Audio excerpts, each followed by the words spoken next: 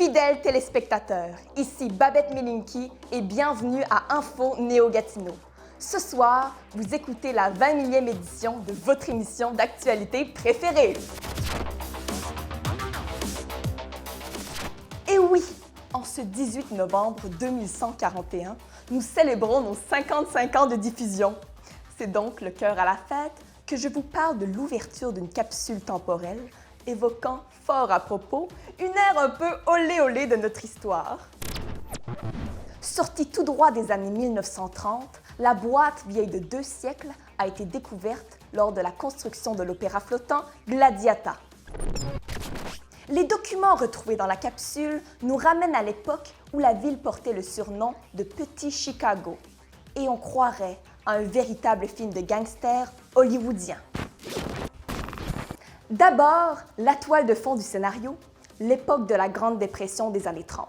Des milliers de travailleurs se retrouvent au chômage et il se développe alors un tout autre commerce. C'est l'essor des tavernes, des hôtels peu recommandables où on peut louer une chambre à l'heure et des salles de jeux clandestines, comme l'hôtel chez Henri, véritable petit château en plein cœur du centre-ville, ou le Standish Hall, qui deviendra une décennie plus tard un lieu marquant du monde du jazz international.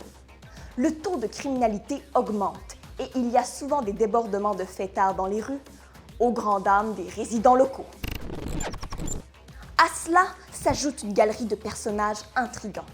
D'abord, le maire Alphonse Moussette, qui est aussi propriétaire de l'hôtel Avalon, est la figure controversée du Petit Chicago.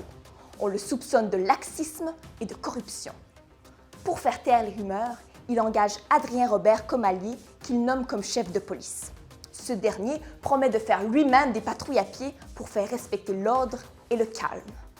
Mais le véritable héros de l'histoire, c'est Raymond Brunet. Le principal adversaire d'Alphonse Moussette, qui le remplacera comme maire, lancera rapidement une enquête publique sur la mauvaise gestion de son prédécesseur et transformera le visage de la ville. Et pour parfaire l'ambiance du film noir, sur toute cette histoire plane l'ombre d'Al Capone, le gangster américain notoire qui, selon la rumeur, aurait fait quelques visites d'affaires secrètes au centre-ville. Difficile à croire, puisqu'il était incarcéré à la prison d'Alcatraz pendant une bonne partie de la décennie.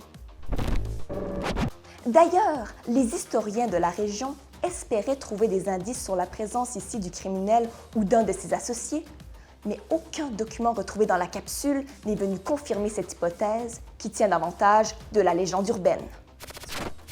Chers téléspectateurs, c'était Babette Milinki pour Info Néo-Gatineau. Bonsoir et à bientôt.